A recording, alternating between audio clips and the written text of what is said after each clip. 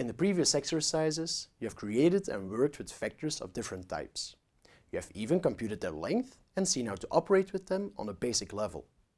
A last important element to make your experience with vectors complete is vector subsetting. As the name reveals, it basically comes down to selecting parts of your vector to end up with a new vector, which is a subset of the original vector. Remember the remain vector that we built in one of the previous videos? Here it is again, as a named vector. Suppose you now want to select the first element from this vector, corresponding to the number of spades that are left. You can use square brackets for this. We write remain, open brackets, 1, close brackets. The number 1 inside the square brackets indicates that you want to get the first element from the remain vector. The result is again a vector, because a single number is actually a vector of length 1. This new vector contains the number 11. The name of the only element, spades, is conveniently kept. If you instead wanted to select the third element, corresponding to the remaining diamonds, you could code remain followed by 3 in square brackets. This was subsetting using an index, but if you're dealing with named vectors, you can also use the names to perform the selection. Instead of using the index 1 to select the first element, you can use the name spades. You type remain followed by spades as a character string inside square brackets. The result is exactly the same as using the numeric index 1. Can you tell how you can refer to the third element in the vector with a name? You've probably figured out that you simply have to type diamonds inside square brackets this time. Suppose now you want to select the elements in a vector that give the remaining spades and clubs in a one-liner and store them in a new variable remain black. Instead of using a single number inside the square brackets, you can use a vector to specify which indices you want to select.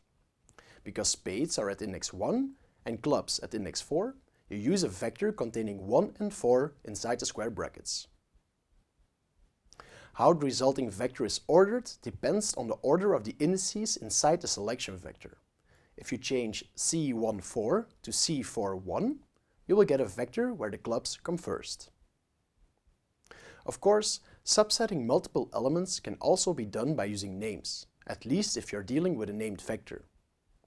To get the same result as the command above, we write remain, open brackets, then a vector containing the character strings clubs and spades, close brackets. There's yet another way to subset vectors. That's specifically useful if you want to select all the elements from a vector except one. Suppose you want to create a vector that contains all the information that's in the remain vector, except for the spades count. You can write remain, open brackets, -1, close brackets. This command removes the first index from the remain vector. Of course, you can also remove multiple elements, like this for example.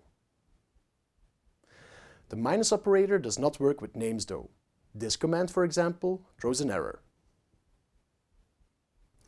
These subsetting techniques will enable you to select only the elements of interest from your vector and continue your analyses with these. Before I unleash you to the last set of exercises of this chapter, I want to talk about one last way to perform vector subsetting, using a logical vector. To do this, you typically use a logical vector that has the same length as the vector you try to subset. The elements for which the corresponding value in the selecting vector is true will be kept in the subset. The vector elements that correspond to false will not be kept. Let's try to select the second and fourth element from the remain vector using a logical vector. To this end, we construct a vector containing false, true, and true, and put it inside the square brackets. Of course, you could also have created a new vector first and then use it to perform the selection, like this. Now, you might expect that R throws an error if you try to use a logical vector that is shorter than the vector on which you want to perform the subsetting. Trying this out shows a different reality. Suppose you use a vector containing only 2 logicals instead of 4.